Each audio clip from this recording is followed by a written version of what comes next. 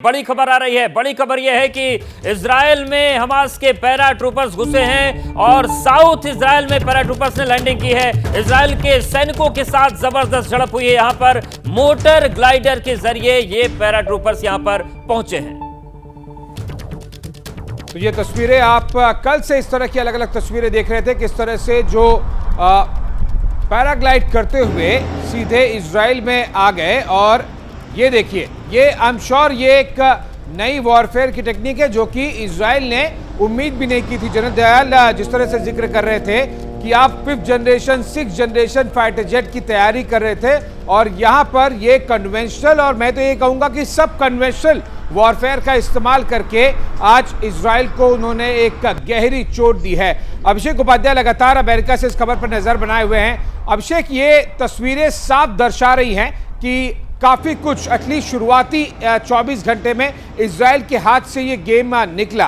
अब वो तुरंत इसे रिटेन करने की कोशिश कर रहे हैं, लेकिन जाहिर सी बात है कि क्या ये केवल अमेरिकी जो पश्चिमी सपोर्ट है, डिप्लोमेटिक सपोर्ट, मिलिट्री वॉरफेयर के लिए सपोर्ट जिसका जिक्र जो बाइडेन ने भी किया, उससे तो अब ये वाली वॉरफेयर जीती नहीं जा सकती। ये तो उन्हें खुद ही सारी की सारी गंदगी साफ करनी होगी और उसे गाजा पट्टी की तरफ वापस भी ढकेलना होगा।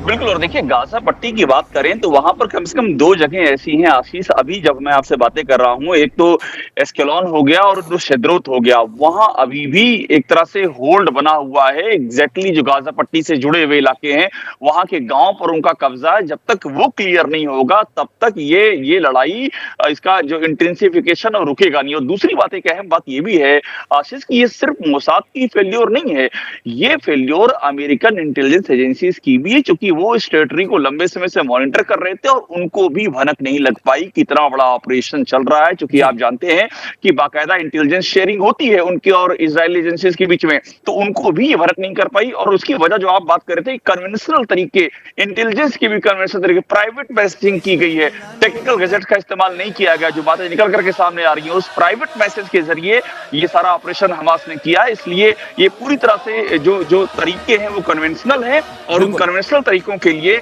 इजराइल तैयार नहीं था। और यहाँ पर फिलहाल तो इजराइल के लिए मुश्किलें बनी हुई हैं। जैसे ही घड़ी का काटा दोपहर 2:30 पे आए, बबीता जी का दिल सास बहू साजिश के लिए मचल जाए। और ये है इनकी बहू, पूरे दिन ऑफिस की टेंशन हो जाए गॉन जब ये करें अपना फेवरेट शो फ्री टाइम पे ऑन। इनकी तरह आप भी देखिए अपना फेवरेट शो अपने टाइम पर और डाउनलोड कीजिए एबीपी लाइव ऐप अपने स्मार्ट टीवी पर।